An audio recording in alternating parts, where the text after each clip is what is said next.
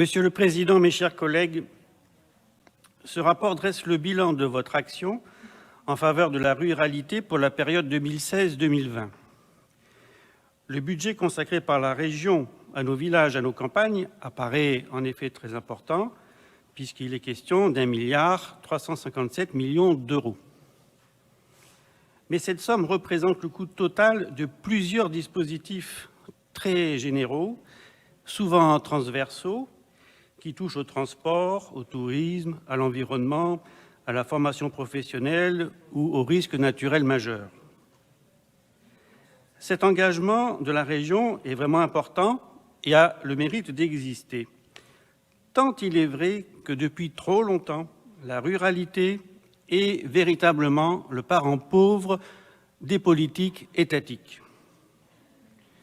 Ce rapport a d'ailleurs lui-même constaté et déploré, par exemple, la déprise inquiétante des services publics de proximité dans nos campagnes.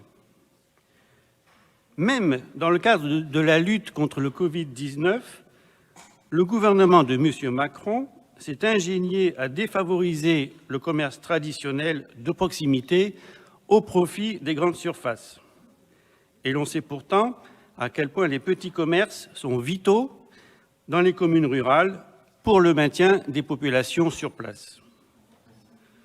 Dans le même ordre d'idées, les maires ruraux doivent trop souvent déplorer des fermetures de classes parce qu'il manque quelques élèves selon les critères de l'éducation nationale et, comme par hasard, l'enseignant qui était affecté à la classe située en milieu rural, qui a été fermé, est affecté dans un quartier urbain à problème, comme on dit pudiquement.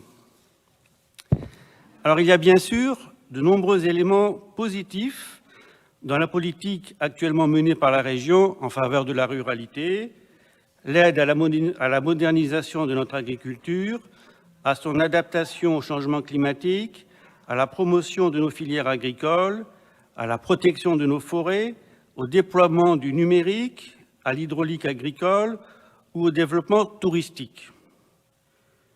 Tous ces dispositifs sont en soi souvent très pertinents et d'ailleurs, nous les soutenons. Il ne faudrait cependant pas perdre de vue que ce qui fait la vitalité, l'attractivité de nos territoires ruraux, c'est ce qu'ils peuvent offrir en matière de services. Les commerces de proximité, l'artisanat, les services médicaux et paramédicaux, les services publics et en particulier les écoles.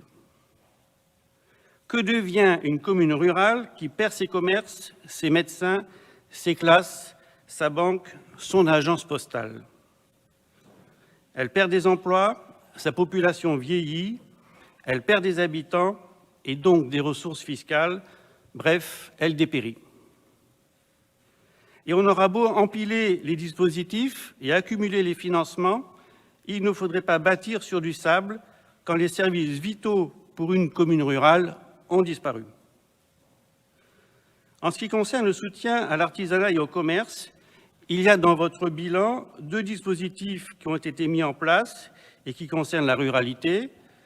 Le dispositif Boutique à l'essai, porté par le réseau Initiative, qui nous paraît une bonne chose, mais qui reste pour le moment assez marginal.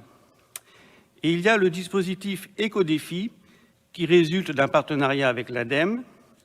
Articulé autour des principes de développement durable, c'est également un bon dispositif, mais on apprend à la lecture du rapport qu'il ne concerne pas seulement la ruralité, et notamment que la ville d'Avignon en bénéficie.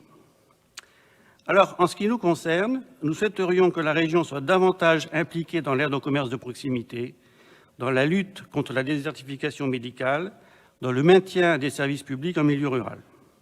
Ce sont, à notre sens, les grandes priorités pour les années à venir pour les territoires ruraux de notre région.